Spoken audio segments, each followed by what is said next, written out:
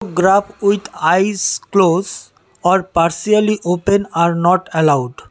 RRB group D online form fill up করার সময় অনেকের ক্ষেত্রেই ফটো আপলোডের ক্ষেত্রে এরর মেসেজটি আসছে। এই এরর মেসেজটা কি করে সলিউশন হবে সেটা আজকে আমি আপনাদেরকে দেখাবো। যাক, applications colour photo passport size.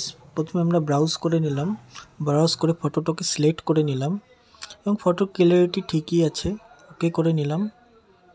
দেখা গেল ফটো আপলোড নিল না, কজ দেখাচ্ছে ফটোগ্রাফ উইথ আইস ক্লোজ আর পার্সিয়ালি ওপেন। তাদের কাছে মনে হচ্ছে যে চোখটি বন্ধ আছে অথবা চোখটি আংশিকভাবে খোলা আছে। আরেকবার দেখে নিব, ফটোটাকে সিলেক্ট করলাম, চোখ খোলা আছে ক্যান্ডিডেটের।